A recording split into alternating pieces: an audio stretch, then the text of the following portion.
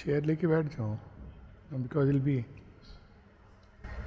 some of them may not know you, so just okay. Those of you who don't know Dr. Alok Pandey, he's a doctor, an MD, psychiatrist in the Air Force. He took voluntary retirement and joined the ashram. And I've been doing, of course, deep study of Sri Aurobindo and the Mother and many other aspects of life. And he's been talking about it all over the world. And since he has been a part of Sri Aurobindo Society right from the beginning, almost, he never refuses to sit here with us. Even a handful of us is good enough to engage his attention. So I was just mentioning to him today in our guest house, there's a book. In the dining room there's an almirah which I asked him to open, and we're cleaning it up, and this book came to my hand again after many years. It's a fascinating book on death. What is death? Why does it take place? It's not only inevitable, but it is necessary, etc., etc. What happens after death and during the process of death. So is death, dying and beyond. So I don't know, is this Mother's indication that you may like You can ask if anybody is interested. The same book. Huh? I downloaded the same book. Yes, it's available on download, yes. So, would you like him to touch on this subject? Whatever subject anybody is willing, yeah. Or you leave it to him? Or leave it to No, I would like if there is a subject which any of you has. Otherwise, this is a subject which Pradeep is spontaneously. Subject means we can have number of subjects. It not be the whole thing can be on this subject. But if there is a particular question, even on this subject, then that will be more relevant. Yes, please. Sir, in those movies where there are Egyptian pharaohs and mummies and all, so oft-quoted dialogue in the speech of some villain is always that death is only the beginning. So somewhere my heart is stuck in that dialogue so many years. So can you please? See, this opposition between life and death is our limitation. There is only life. I'm not starting from the deepest point of view. And I'll start with this example. When a wave disappears, does it cease to exist? It ceases to exist only for our vision. It goes, it rises again. So life is a continuous process. And death is a process of life, necessary to make room for new things. If you look at it that way, death is a process of life, necessary at every level. At the most, fundamental level, when we walk or when moments past merges towards the future, then you leave behind. So in a way, that's why it's called ghost. I'm not talking of the ghost, whether it exists or not, that's a different subject. But when we were children, I'm sure many of us who belong to a little, like I am born 60, so that generation, we were told, if the ghost calls you, don't look back. Ghost calls you from behind. So it's basically the past. So in a way, the past has died, but it is equally true that the past continues to exist like a phantom. It never fully dies. So this is a very simple way to understand that in a way everything dies, but in a way everything continues to exist. And it exists for a purpose. So in life, now we take another example. We would see that some tendency, some experience of life we have had, and we think we have learned from it, and we end up with that another famous dialogue, oops, I did it again. Okay? So, it's like the past comes back and we learn a little more and we go on. So, what's happening in the process now, before we enter into the phenomena of death? Life is a constant progress, constant growth through learning, in which past comes back, we pick up something from it, it gets integrated, and then we leave behind whatever we had to learn, grow, and then we moved forward. Again, there are things to be learned, we have not learned. We are poor learners. Some are fast learners, some are poor. And then it comes back again. So this is how the process goes on.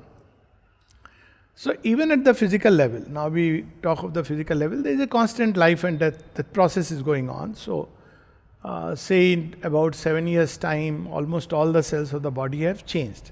Some cells which are needed very much for the body, they die very fast. Red blood cells 90 days to 120 days. Some cells which are not so necessary immediately, so because they need to contain that learning process, like skin is a line of defense.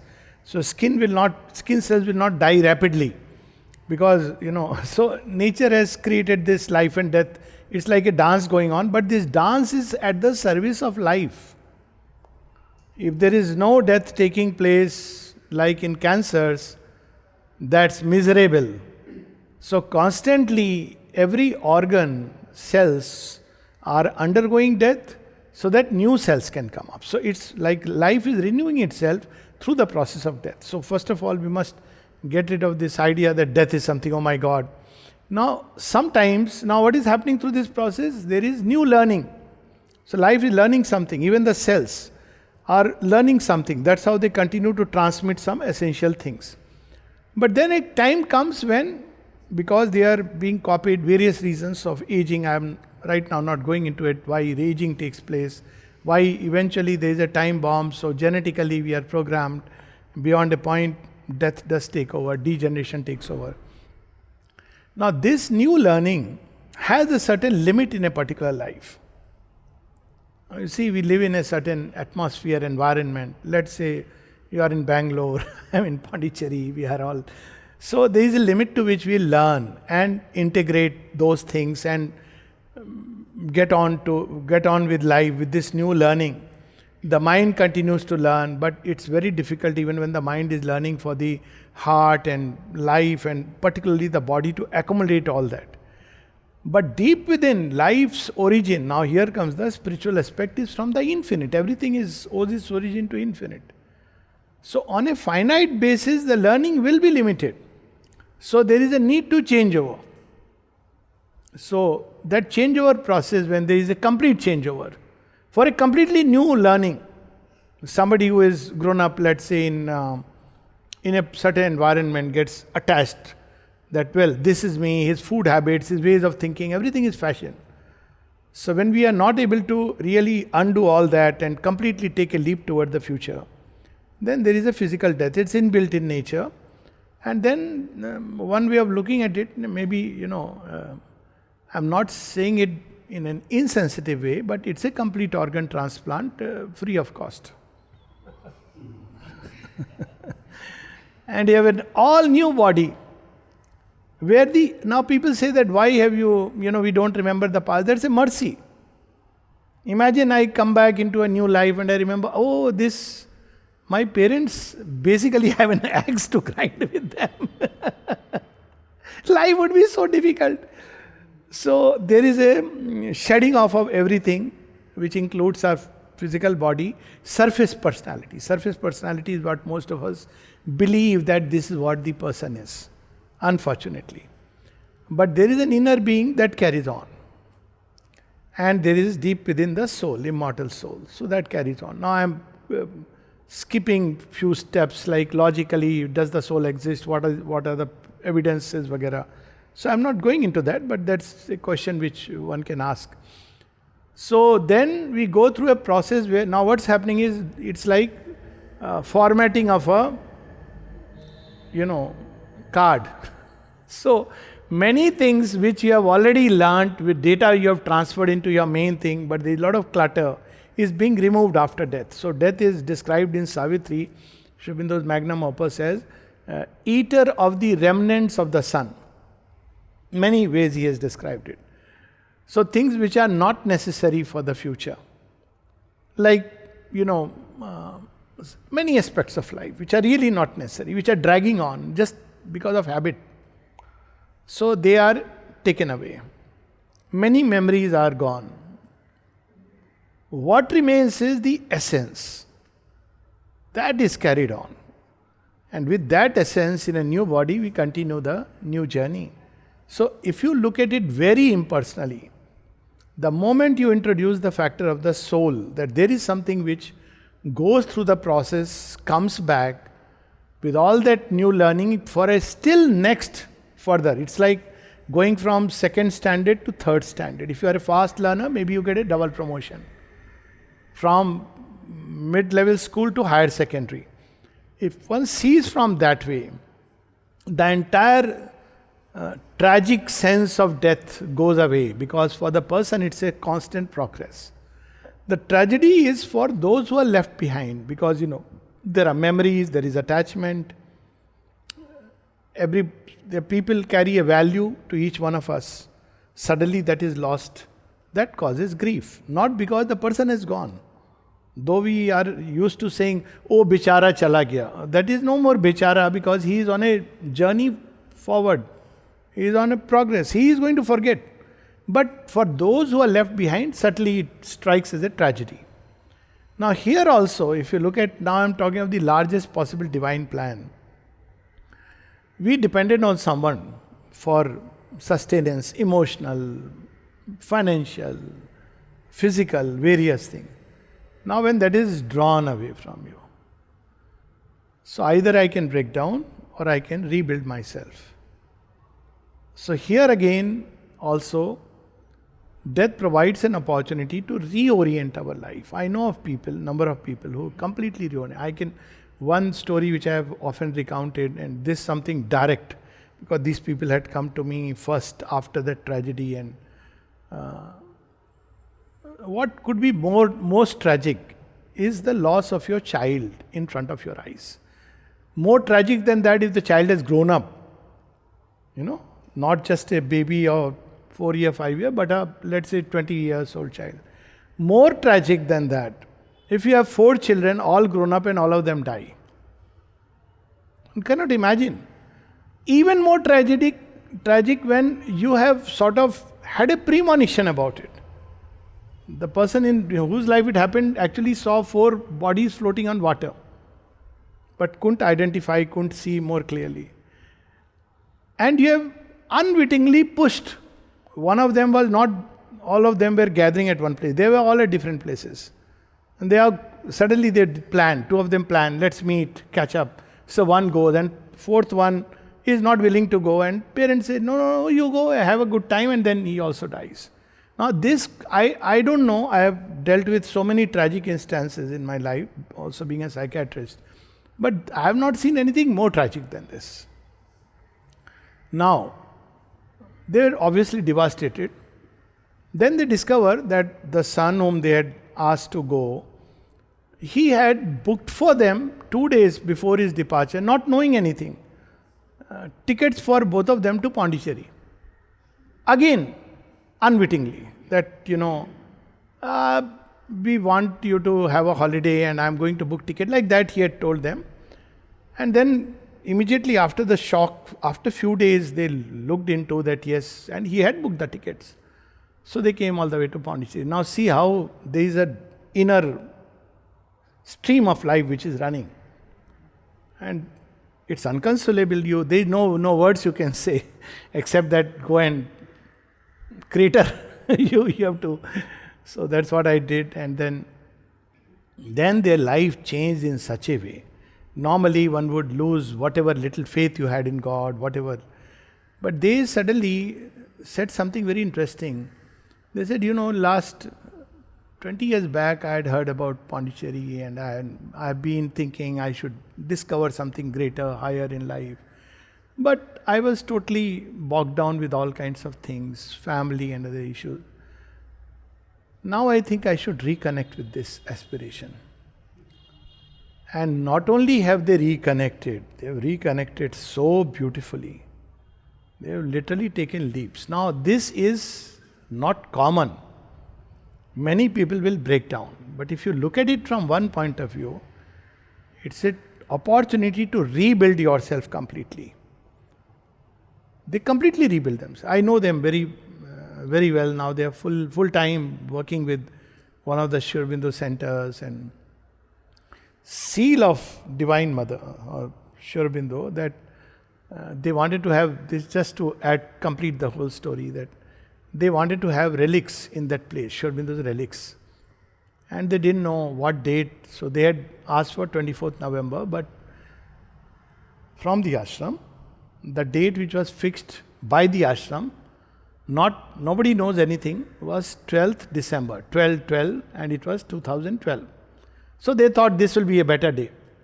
That was the man's birthday. Without anything. And he knew that this is, for me, it's a life-changing. I know quite a few life-changing. So death is the spirit's opportunity. Soul doesn't look at it like this the way we look at it. Because soul knows itself, it's immortal. And therefore, it takes all this as a strengthening experience. It moves forward. So, if we really want to get rid of this thing of death in a permanent way, so that it goes back to discover your soul. Because then only because you know you are immortal. One of the things that happens. So that's how the yoga process. And we have lovely stories in Bhagavad, for instance, that a person who has died, a child has died, and the king wants to know, he is in grief. And Narad Muni tells him that you want to meet him? And the child comes and says, who are you? I don't recognize you. Same with Parikshit's story. Here with mother it has happened that Chamdi was telling me that she had lost her father at the age of 3. She's 3, father was 45. So she and her mother, only child, they came to meet the mother. And mother spreads her arms, embraces them. Then she said, do you want to meet him? Now she was most unprepared for this question. Do you want to meet him? So she was shocked. She didn't know that mother will ask this question. So she asked, where is he, mother? And he is with me, very happy, contented. You want to meet him? She became stunned, and this Chamdi herself was describing me. So I'm talking to you first-hand experience. Then her mother said, no, mother, if he is happy with you, why should I want to trouble him? So you see, basically it is ignorance which causes pain of death and all the drama that is built around it. And ignorance, by ignorance is meant not book knowledge. In Indian thought, ignorance is equivalent to not knowing your own truth. Which means again the soul, the divine element. So death again pushes us towards it. See, death paradoxically pushes us towards immortality. Many things we do in life simply because the hawa of death or the shadow of death is hanging. There are people who have immortalized a work, Kalidas, Shakespeare. They've immortalized a poem. That's the thing. Then people like their children to, move forward because they know at some point.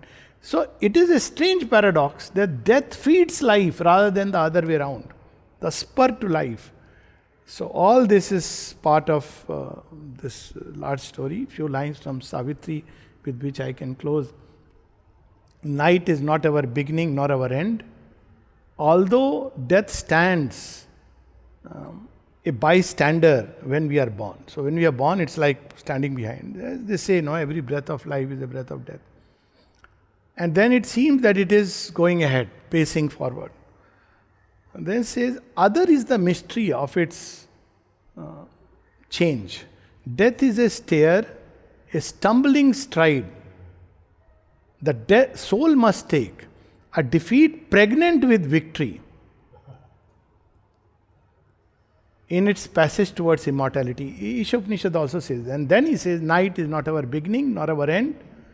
We came to her from the light,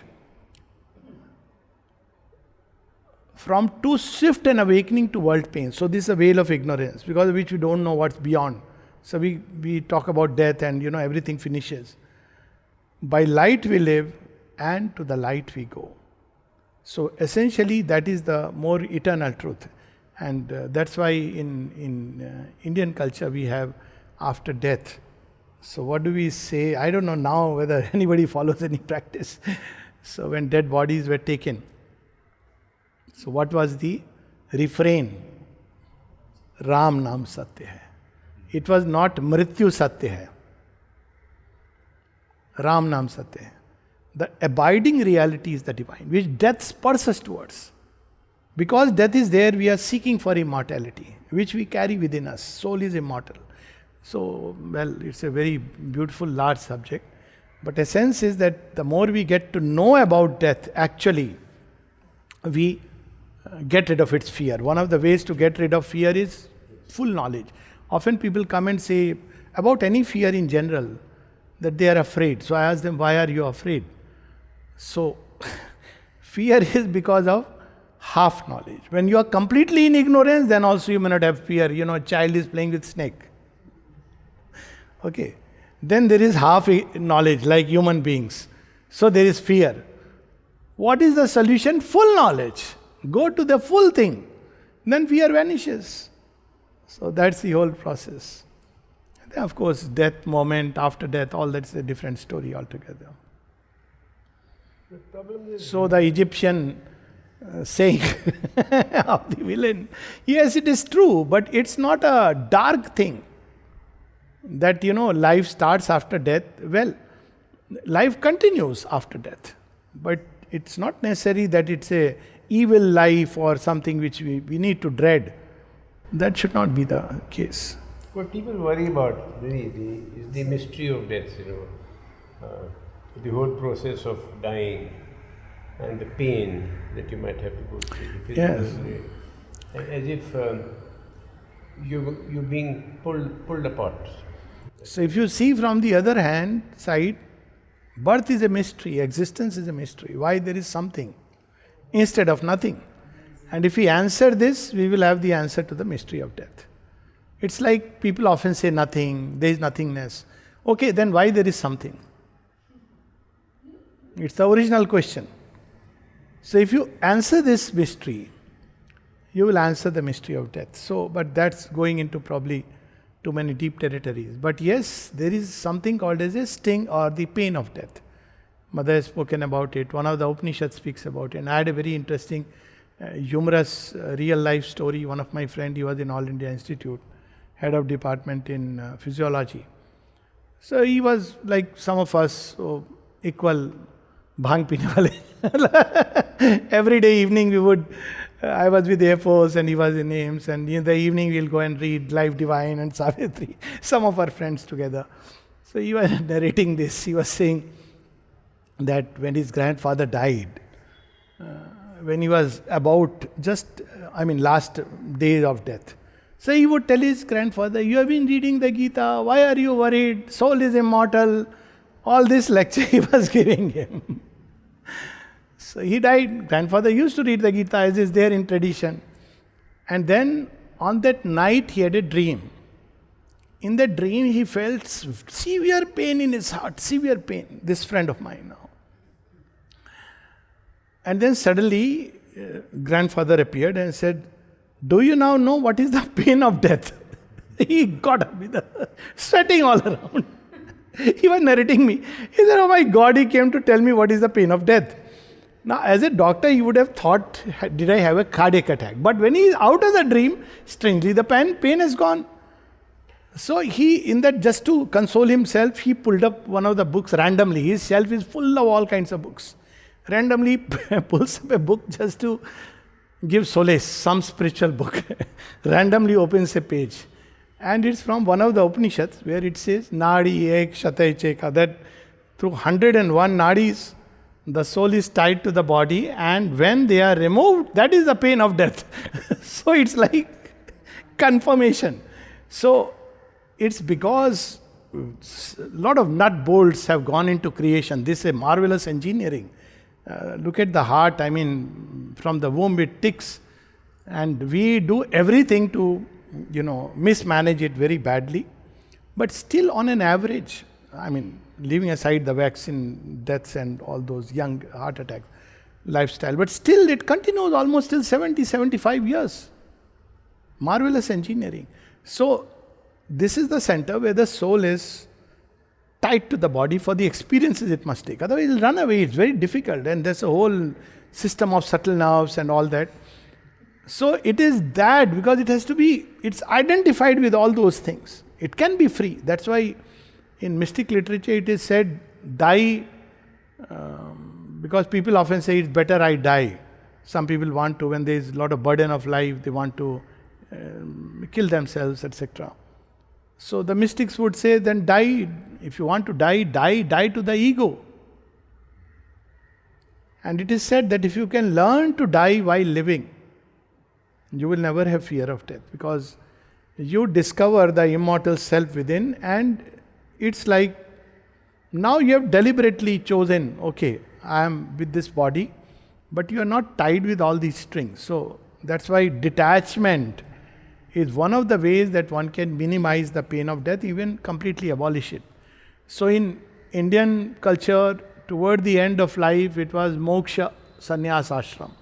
So you have lived a life, you have enjoyed grahastha ashram, artha, kama, dharma, all this you have done. Now you spend your time more and more in inwardness. Hand over the keys to your daughter-in-law. Make a will, give to the son. Don't wait till jaane ke baad he'll discover. Finish all business. And then you spend time in inwardness, so that by progressive detachment you are prepared. That was the logic behind it. Also you take a leap. Instead of going through from second to third and fourth, making a long journey, yoga is concentrated evolution. So you take a leap, and maybe in one very life. And that's why people who pass away remembering the divine, so they don't experience the pain, because there is a complete detachment from the outer being, and there is a complete attachment with the Supreme. So this is the logic. So this sting of death is again because of ignorance. Pain is real, but then, once one knows the way, one can do something about it. Of course, if suddenly something happens, it's a different story. Accidents, but otherwise, we take an average lifespan. So normally, after a certain point, one should engage in deeper pursuits, higher pursuits. Huh? This degeneration, purely physical? Which of the... degeneration of the body. It's a physical thing. Mind can continue to progress, but problem is everything in human or on earth is based on matter. Matter is like if you make the most rapid supercomputers, the base will still be something material. It's not happening in air. So on earth, unlike other Locas, like there are worlds where this matter is not the base. So we hear about gods, they can change their shapes. They can, because the matter of which they are made, or the substance, is very plastic.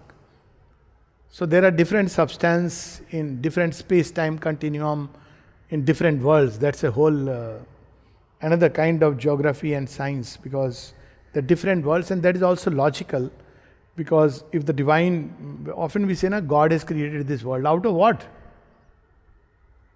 Where was the mud which came from? Mud is a figurative thing. Out of himself. So that means the original substance is the divine substance. That's why the divine also has a swarup, which is known as Jyotirmaya. He is light, effulgence. So out of that light, there is that substance of light. People have had Sakshatkar. After all, the Gita describes it. That suddenly he sees the Vishwarupa of Shri Krishna, and Shri Krishna tells Arjun that nobody can see this form of mine. I am blessing you to have this vision. So he has the vision. So that means there is a form. So we draw it very grotesque, very crude forms physically. But the form, the way it is described, is not so grotesque. So the form is light is escaping on all sides. It's like that, very effulgent. So that effulgent substance gets diminished by degrees, and then this crude matter comes. Now why this comes is another story. So we are going one story into another. But every degree it diminishes itself. There are worlds which are created. So we have the higher worlds of light. That's why they are called Dyulok. And from there comes Devata. Dyu is light. So the worlds of light. Then the light gets diminished. Then you have mid-worlds, Antariksha. Then you have light is almost gone completely, dark fallen worlds. And we have the human, which is the meeting point of all these. On one side, the dark worlds or the forces of darkness. On the other side, the worlds of light which are pulling us. Why they are pulling us? Because deep within is that mole of God. Mole of God is the soul. It is a drop of light. If you want to put it from pure physics point of view, so it's like gross matter. And we know that matter is composed of electron, proton, neutron, and of course there are many subatomic particles. But there is photon. So this is a very fascinating thing. What are photons composed of? There is a whole study on that. So it's like that little seed of light. And this seed of light pulls us constantly towards our divine origin. On the other hand, the body, mind, but everything here is taking place on the basis of gross matter. So each world has its own substance. This substance is quite crude. So here, degeneration, if brain degenerates, inwardly you may be quite developed, but still it is going to impact. So one example which I'll give, because I'm dealing, I've been put to take care of almost 50 elderly ashram inmates. It's part of my job description. So I see it. I see that even when all their memories are gone. One classic example was Jamshed Bhai's aunt, forgetting her name, she was a Parsi lady. All she has forgotten. But he would come and he would say, see, Alok Bhai, what she will do. So she would say in Parsi that, you remember those lines from Savitri, she will recite. There is something which material substrate has. I used to see this with Amal Kiran. Amal Kiran he left his body at 106 and he would forget everything. But Savitri lines he could recite, lines after lines. So much of it is based on matter, but there is something which is like essence of light that goes with us, luminous experiences. I have seen people even in that state when I used to ask them, okay, tell me, they are in that totally dementia, what we call as dementia. Or do you remember when you met the mother for the first time? The eyes will light up and they'll describe. It could be, if a Krishna devotee, I asked him about Krishna, it would be the same reaction. Or Shiva or Christ or whoever. So suddenly that contact with the divine essence, they would light up. So there is something which is independent even of the material substrate. But yet on earth everything is based on matter. That's why genetics, heredity, everything it's evolved like that. That's why the whole yoga of physical transformation, without which divine life cannot be led in its real earnest. So that's the whole, it's a problem, but even physical scientists are on the verge of solving it. Yeah. Sir, is there, because across the religions there are ideas like Jannat milti hai, marne ke baad Jannat or paradise and Swarga, Swarg milta. So Swarga and Narak is there in every culture, but some stop with Swarga and Narak. That's the difference. Is it at all any iota of it? Is it true? See, there are two ways of looking at it. Since all the worlds are within us, we can look at them as states of consciousness. You can be surrounded by hell, and yet you are with somebody whom you love very much. Like Omar Khayyam writes in one of his poems, that wilderness is paradise now. If you are with your beloved, it's paradise. So it all depends. So the state of love makes everything like a paradise. So there is an inner state, which is always more important than the outer, and we all know that. We may be in terrible, miserable outer condition, environment, and yet, say you are with a bosom friend, and that is enough. Like my way was that even in like FMC I was studying, so ticket, those days were days when you couldn't get email and all this, no? Ki book your ticket, so you have to stand in the queue for everything. I have to come all the way on holidays. So I would stand in the queue with a book. I forgot everything. Books, bus journey from Bangalore to here for several years I have undertaken, posting with the book. So it didn't strike to me like it's hot, it's cold. The people who are, people would often say, oh, it's so difficult. I said, I enjoyed it thoroughly because most of my books I read during these bus journeys, and halfway through, even the conductor, because they had recognized it's the same buses I used to take.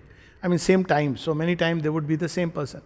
So after 6, when the sun sets, so they would normally keep the lights off. They would not, one light will be on right in front. But for me especially, he would switch on the light above. He knew that he will be reading. The moment you see, I'll close the book, he used to do, and I would say, thank you so much. So that inner state is more important. So this is true that when people say hell and heaven is within you, you're right. But it's half-truth. After all, we cannot completely annul that there is environment, there is conditions outside. So as I said, there are different worlds through which the light, supreme light, because otherwise it's too effulgent. Even a warrior like Arjuna with a special grace cannot behold. So all that light has to diminish itself. So there are worlds of light. They are called as they were originally, in Vedas, that worlds of light, solar worlds, not the highest. Highest only the yogis could pass. They are called as Swaralok. Swaralok is by the rays of the sun. It became distorted into Swarga. But the Puranic Swarga and Narak and the paradise, Jannat and Jahannam are from vital worlds. Why? Because you see their description. It's like all the nonsense which is here is there. And I sometimes feel it's so boring. Who would like to go there and have the same stuff which is here? There should be some change. So it's nothing but much of it is also a creative human imagination. Mother speaks about it.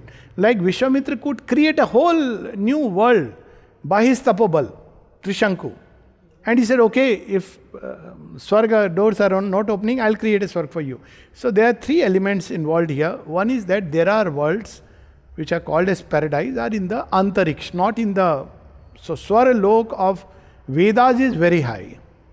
And that's not described in any other religion except Sanatana Dharma. This I've studied all the religions, so I can say this with authority. And most of the books I have studied of religion, different religions. So I'm not saying just by listening to some WhatsApp talk. So Swaralok is, there are worlds. Then in the Antariksh, so you'll see in Gayatri Mantra also, Dhiyo Yona Prachodhyat, Bhur Bhuva Swa. So Swa is that Swaralok. Not Swaha, Swar. Om Bhur. Originally there is no Om also in Gayatri Mantra. There is not even Bhur Bhuva Swa. It starts with Tat Savitur Varenyam. Later on it's Bhur Bhuva Swa. Then Om is added. So this Bhu is this lok. Then Bhuva, the lok which is connects this to Swar. Swar is the higher lok. So the 3 worlds. So everywhere in mystic literature, at least Vedic mystic literature, you see the 3 lower worlds. And they are the 4 higher worlds. So these 3 lower worlds are worlds of mind, life and body. So you'll see Ravana he was a Trilokadhipati. He had conquered the 3 worlds.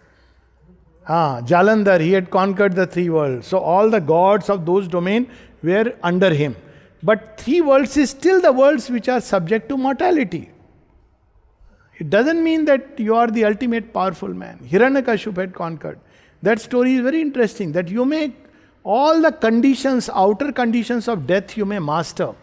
Still death will come and find its way. That story is like that. He says neither day nor night, all kinds of impossible things. But divine has his way. So death will come because it's a need to change. Hiranyakashipu had to change this body because he had a contract with Vishnu. That's a different story altogether. So all of us have to evolve. So death comes to help us in that evolutionary journey. But coming back to these lokas, so there are the mid-worlds which are called as Antariksh or paradise, in which you have their highs and lows. So highs of the mid-world, vital worlds are the Swarga of the Puranas or paradise or Jannat of other religions. And there is the hell, Narak or Jahannam. Okay, so these are in the transit from the physical, we enter into the vital world. But from the vital, we go to the mental world. So Patal is again. Patal is still lower, that's subconscient. That also is. Thankfully, one doesn't go unless one has committed suicide. It's a very serious thing. Then, basically, where will you go? Where you are drawn by affinity. If all your life one is spent in deeds which are dark, so what is hell? It's a world where all are scoundrels, cheats. You'll go there. And somebody, so that's why, but you come back. So the Gita says that these are worlds which are transiting worlds. It's like you go on a holiday to either what is that, Snake Island, or you go to dream destination, you come back. So these worlds are transiting worlds through which one goes. And if somebody is making that you will be permanently in those worlds, then it will be so toxic and so boring. Christianity, I believe, says that there is you go to purgatory first. Purgatory is different. Purgatory, yes. Where you are, Yes, that is Dante's famous purification. So that's the, and then if that doesn't work, then you go into hell. Yes. So then you remain in hell always. that's a later on, unfortunately, the teachings of Christ is very different and Christianity is different. Similarly, whatever may be the origin, though whatever I have read, I didn't feel connected with Islam in any way. But whatever be the origin and what has come down as an organized religion is a very different thing altogether. So I always make this distinction. So the fact remains that in Christianity this idea of purgatory was very nice. It's there is something like that described even in Indian thought. And Dante describes it. Dante was a mystic and he describes this place is called limbo. So that's why we use the phrase in limbo. So in limbo means I don't know what's going to happen. So there is a place where you go through, where your purification. It's like you go through whatever ritual of purification, or it may be a bit painful, purge. So that purging is going on. Then, if still necessary means things are too gross, crude. So what happens when you go to hell? It's like getting that full experience that this is what I've been doing all my life. So it's supposed to be again an extended purification. You can put it like that. That one could not get reformed in the reformatory. So one is sent to that.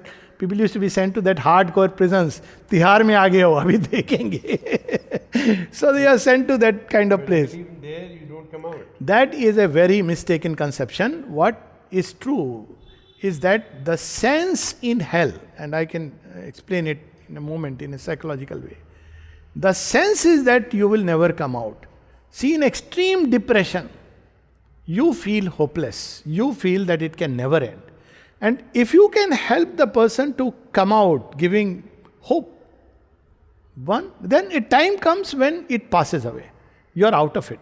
And people who have gone on the edges and come out. In adolescence, many people go almost on the edge and come out. Then they look back and say, oh, thank God, bach kiya. Something you would have done. So the feeling in hell, in that as if I am being damned by God. But God doesn't condemn anyone like that. If He would, whom will He condemn? If we take the Indian conception, He has become all this. Like saying He has condemned Himself. So in Indian conception, these things are described in great detail. So the experience in hell is as if it is eternal. I can never come out. But God's grace reaches there. If you read poem of Francis Thomas, The Hound of Heaven, you see that. God's grace can reach anywhere. But unfortunately, later on, who were not mystics, who took up here and there things and made a whole hadith and, sermons out of it. Like Christianity, people say, no, it's largely Paulinism. It was Paul who had, codified after 300 years. And the purpose was, see, if you go to the context, Christians were persecuted very badly, unfortunately. But then one way was that when he was himself persecuting the Christians, and then he had an apparition of Christ, that's a different story.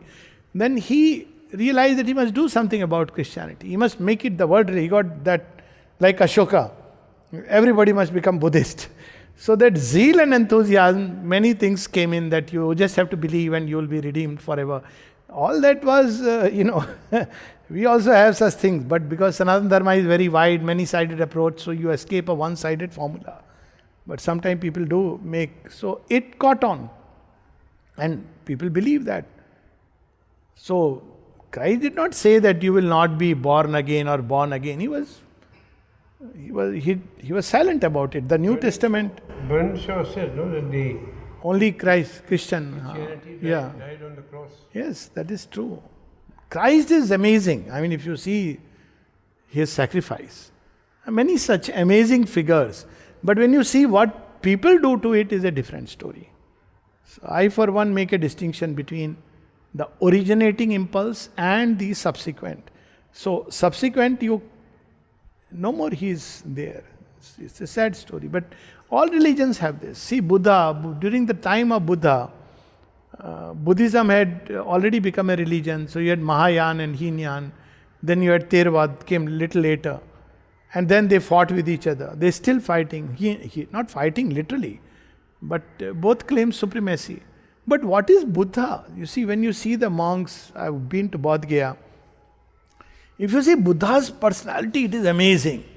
A young prince, he is moved by the suffering of humanity. He wants to find a cause and a cure. But that is so different from the Neo-Buddhism that monks with potbelly going there, doing all those mantras and people are feeding. That's a different thing altogether. Religion is like that. So that's the unfortunate sad story that Krishna dancing in Vrindavan, so different from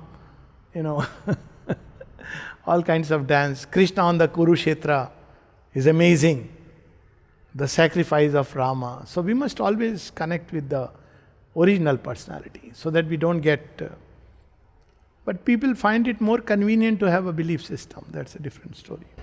Sir, when we sleep, do we, in a way, for a moment die?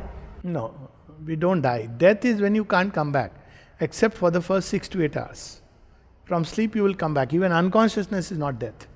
You are connected.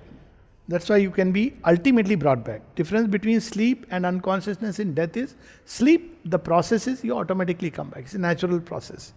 Because you have never severed the connection with the body. You go out of the body, but you don't sever the connection. In unconsciousness, your connection is not severed. You are not coming back naturally. But you can be brought back because the connection is still there.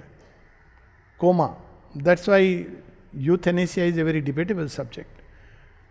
Because inner being is continuing to experience things. That's But a fact. yeah. I have stories like that. Again, I have stories like that where people I've been to Nimas where they called me to inaugurate their PET scan center consciousness studies. So they called me as a chief guest. So they were actually studying that people in coma, do they respond? And the study shows they respond. From the PET scan, not outwardly, there is no response. So there is an experience going on. And you have no right to cut that experience abruptly because we don't know what's going on. Maybe he is on the verge of having a vision of God. I mean, I'm just saying that. Maybe he is resolving certain karmic issues. But then I reach a stage where they take the consent of the family. And then No, that family consent is, there was a movie like that, what was the name of that Hindi movie? Where everybody has said, ventilator par jaane wale hain. So all of them come. And they fixed with the Pandit, they fixed everything, and the man doesn't die.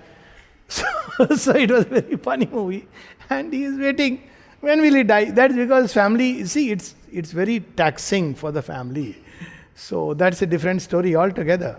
People give, so euthanasia, a lot of things are, also because the contexts are different. Indian context, we believe in rebirth. But if you see the Western context, you don't believe in rebirth. So ventilators, pushing, first of all, you create an unnatural situation. Ayurveda was developed, but things like life support systems didn't develop. Because we believe in transition to another life. So you don't read, you let go. But in the Western context, there is one life, rightly or wrongly. So you keep pushing it till the last moment. So there are many things which have developed like that.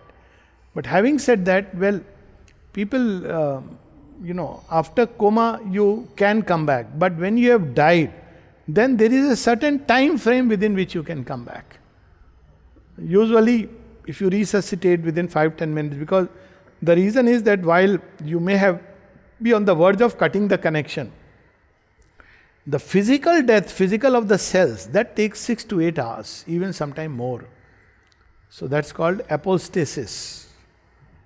So one is that there is a biological death, so heart rate has stopped and heartbeat. So basically the life processes have stopped. But the cells are still alive. That's why it is good to keep the body for at least 12 hours, preferably 24 hours, because the soul is gathering all the experiences from those cells which are still living. And then there is a proper send-off, the ritual, all these have a meaning. So this is the process. So from death you can't come back. Primarily to delay the thing by 4 days. One is that also to transit through the vital can be painful, so you can make it easier. I have witnessed one ritual only when my mother had died, and my father, because he believed in it, so we held it. Though my method was pray to mother, concentrate, and that was a different story on parallel track. I had very interesting experiences, even inwardly. Literally, she is coming. She told me when dad is going to come. And it happened precisely like that. She came to my dad also, and anyways, that was one part of it. But rituals have a meaning. If there is somebody who really knows the occult through the mantras, he can help the process. So when I had engaged, then the Pandit himself said, actually, I was doing because being the son I had to do. Then after the puja, he said, you didn't need it. Himself told. I was actually experiencing what they do, that they put a pin to attract the vital forces. So being inwardly sensitive, I could sense many of these things. And so I knew that what's happening. But at the end, he said, have the fourth, chotha. that's okay. That transition is not fixed, because it can be 4 days, 10 days, 13 days, 3 months, sometimes long. That's why blanket thing is after 1 year you do the Pindadan. Though doing it year after year for generations is meaningless, because you have come back. So that way the Western idea of All Saints Day is easier, cool, like for everybody you are doing it. But in India you do like Pitrapaksh, now it will come September. So basically, but it's supposed to help everyone. So Pindadan, all these are processes to dissolve the vital world, because vital world is full of disembodied beings and they can cause illnesses, all these. They're pullulating mass of greeds, desires, it's a mixture. And that's why the burning is done, so that we can fire, water can remove many of these sticky formations which you have gathered during life. So this was the ritual. After fire you come back, take a bath. So all this had a meaning. Then through the rituals, 4th day, 10th day, 13th day, you basically help the transit. Came through tradition? Tradition. They are all through tradition. You'll see their reference in the Vedas, then again in the Puranas, the Karma Kand part, and they all carried a meaning. But now as we evolve, we can do better ways. Like Mother says, concentrate, send thoughts of love, don't have that atmosphere of grief. So we also used to play the Gita. So I had a very strange experience when my mother passed away. So every evening at a fixed time, Godoli, I used to play the Gita on record. So I would press the record. And one day I forgot. Myself, my dad, we were sitting outside and we forgot. And suddenly Gita started playing. And I saw the watch and I said, oh my God, I had forgotten. It was goosebumps. So literally, there was nobody else. So probably it was my mom's way of saying, look here. So there are things, and these are direct things which I have experienced. So many people experience, nothing unusual to experience these things. So there is a transition during which these Shraddh and these rituals have a meaning. But again, we should not get too much tied to formulas. We should understand the spirit behind the formula. What is the usual time after death and rebirth? What is the usual duration?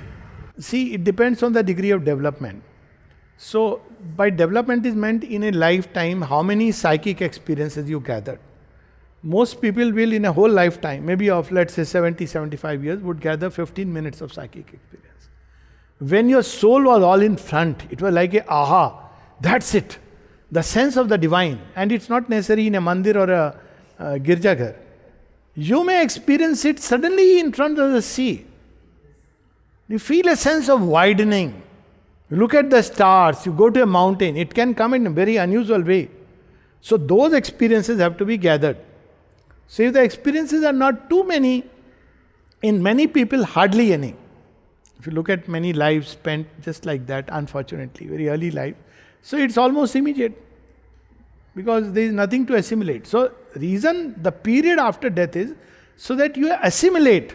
So, if you have eaten a heavy food, good lunch, you need to sleep longer.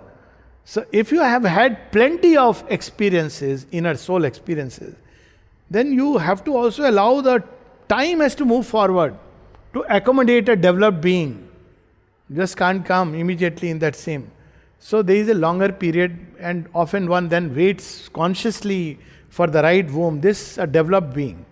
Then if you are fully developed, if you are free inwardly, Jivan Mukt, then there is no rule that applies. You can come back almost immediately because you want to come back and do God's work. There is nothing to assimilate because you have integrated your all the experiences simultaneously. It's like as you are having the experiences, you are integrating with the soul. So you go back, you say, I got to come back for divine work, very conscious decision. There is a mission, impossible, part 5. So you see a parent, right place, plunge. So that way. But generally, the more developed you are, the more time you will take. That can go on for 3 years. Yeah. Can you choose not to come back? Yeah, if you are fully developed, you can choose not to come back. That's what moksha is about. Yes, so you have completed the cycle of evolution. So it's like you can get out of the school, either as a dropout. So there is something called as dropout also, that I'll just explain. Or you can go through the whole process. When you completed your grads, you are out because you're finished. So let's say that our life after life is a school of ignorance. Now one option is where you keep falling in grades so much. That's what is the story of Jai Vijay, where you darkened births, more and more darkness. There are people like that, very rare, but because generally it's an evolutionary progression. But there are beings who choose like that. That's what we see in the life of Hiranyaksha, Hiranyakashyap. Then Ravan and Kumbhakarna, then Kans and Shishupal. So if you go through that intense darkness, then you are quit. But that's a very wasted thing because you go back to the darkness of the inconscient and it's gone, finished. But generally people will go through the entire curve. So when they are nearing the grads, like last 2 or 3 births, that's when people develop an aspiration or seeking for something higher. Till then they are happy with some happiness, some sorrow, and that's what life is. So generally it is said that when aspiration has come to someone to find the divine, it may take any form, find the divine or even strive for moksha. Basically it's either your last birth or last to last. You are round the corner. So if that aspiration has come, and mother has said it's your last birth. After that you may come back, but now it's for doing the work. So after you are free out of the school, you may choose to come back, teach kindergarten, teach graduation. You may want to come back, you take the problems, because when you come back into the school, hassles. But you choose. That's one destiny. Second is you say, no, I want to be forever out of the game, enough of this school of ignorance. Third option is you may come back, but you join with one of the gods, as we see in the Mahabharata and Ramayana. So when you descend, take a human body, one of the gods joins you. Higher lines of evolution, and your actions are very different. You're like a vibhuti because you're joined by one of the cosmic forces. So they're like Shivaji, manifestation of Bhavani. So you are, these higher, Swami Vivekananda, from Shiva's eyes. So you do your work and you pass away. You don't, So you come for specially divine work. Or now there is this final option, yoga of transformation. So some souls which are free, they want to come back and work for the terrestrial transformation. So that's another option. This was not available. It was like you want to come back. Perfect earthly life, no option. Sir, but there is written like that, my aspiration, that window is not yet open. You can't ask for the ticket. So the mother said there are souls which have waited for 1,000 years to be born now, because now this window has opened now. Okay. Not enough. Huh? Mere belief. No, belief is a different. Beliefs, non-belief. Believe there No, Hindus also, everybody believes. See, belief is a convenient thing. Beliefs and non-beliefs are a different level. I can believe anything. I mean, it doesn't help me. It helps me only to create a temporary comfort zone. So, Depends on the evolution of the soul. also, perhaps it is better to believe than not believe. See, both ways it works. If you believe, it you feel supported. Now, again, if you don't believe, it has its own advantage because you may seek. So, both have their plus and minus. Believers get stuck in the formulas and they are in their comfort zone. Whatever I may do, I'll get a place in heaven. This is so nonsensical. But a non-believer may say, well, I need to do something. There is no God. I need to find what is the truth. So, it all depends. There are developed souls who may go through agnosticism. There are known examples, but that's not non-belief. See, there are two kinds of people who don't believe. One is atheist, who deliberately deny the existence of anything higher. So Richard Dawkins will fall in that category, though he ended up believing because he got an illness and he decided I should believe. But there is another kind who develop mysticism. There are physicists like David Bohm and others who developed a mystic sense of life.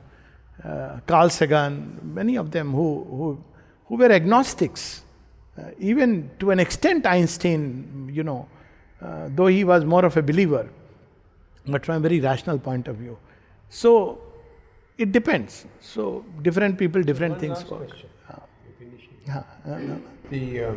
The belief that when you're dying, at the time of dying, the Guru receives you.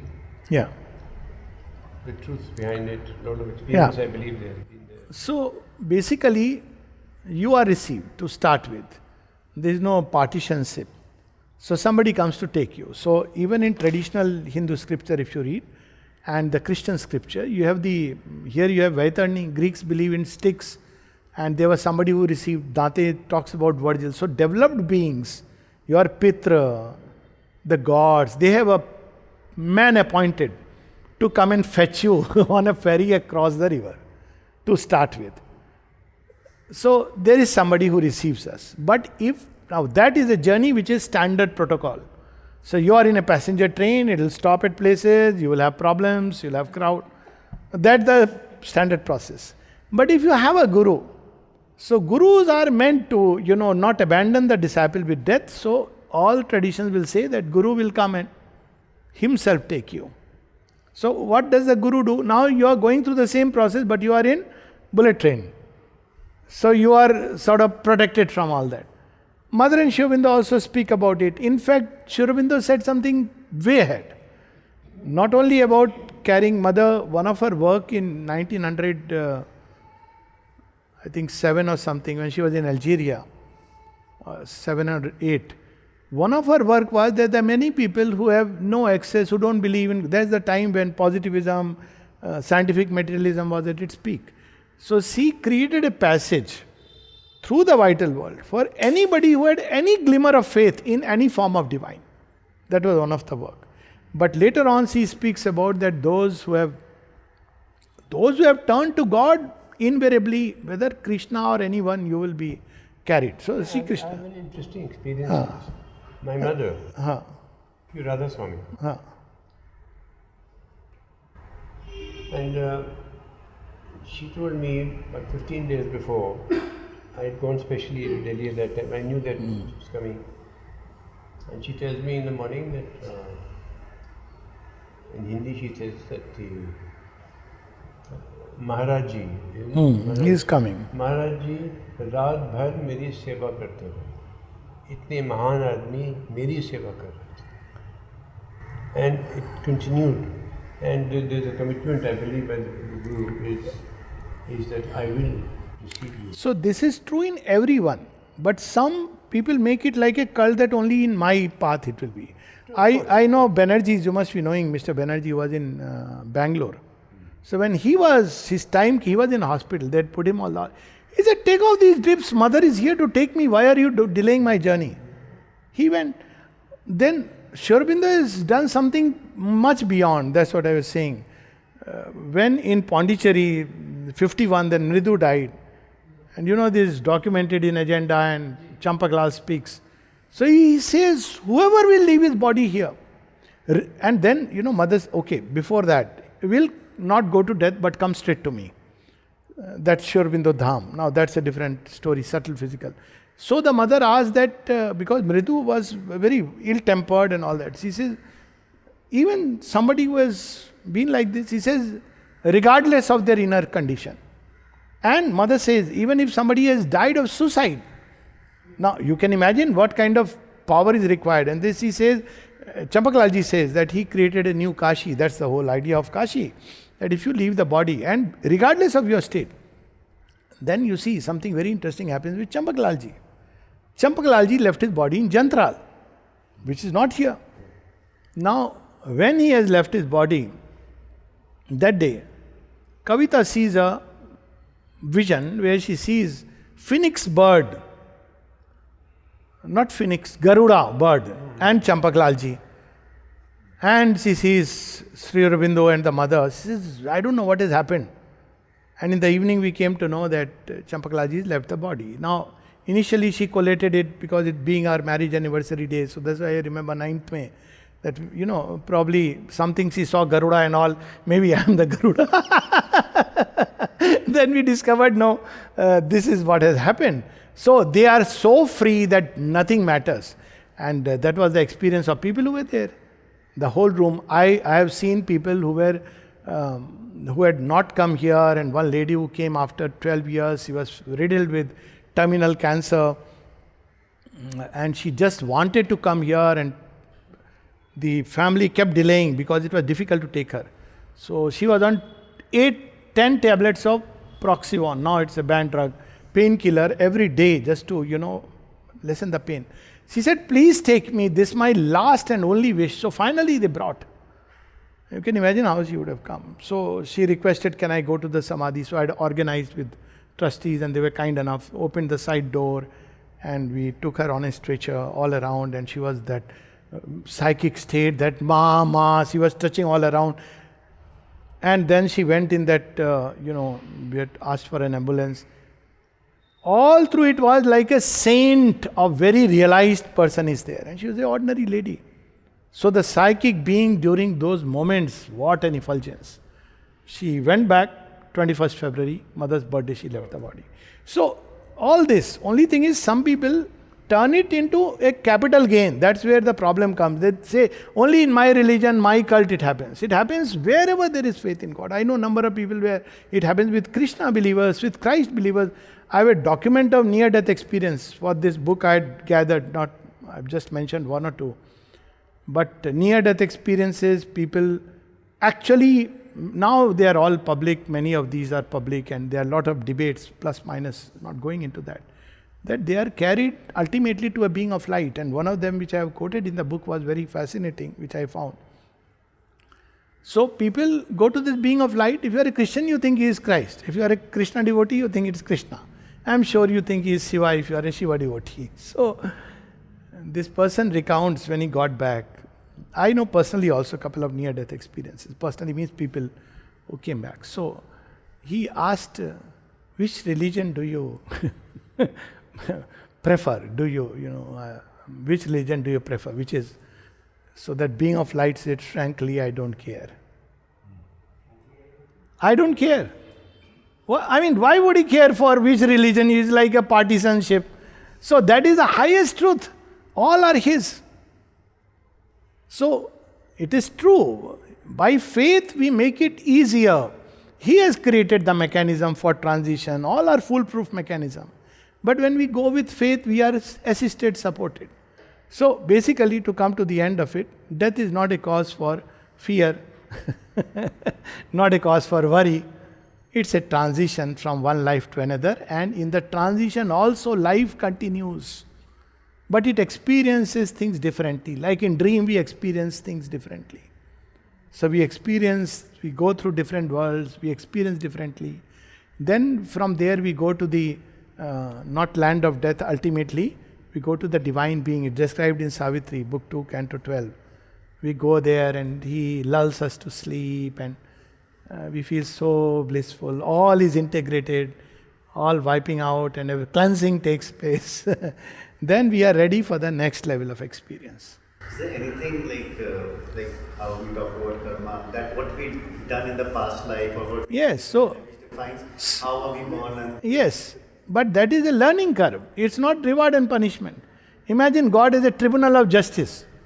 We have come here not knowing how to handle life. In ignorance, we do what we do. Even after we know, still we do because we are helpless, tight, our will may be weak. What created it? Nature. So it's never a reward and punishment, it's a learning process. So we have learned till class 3rd. Certain things have remained incomplete, so we come to standard 4. Somebody has learned till class 10, comes to standard 11. So invariably, it's an evolutionary journey. It's never a backsliding. As I said, except rare cases, few cases, which Gita mentions, but they are exception to the rule.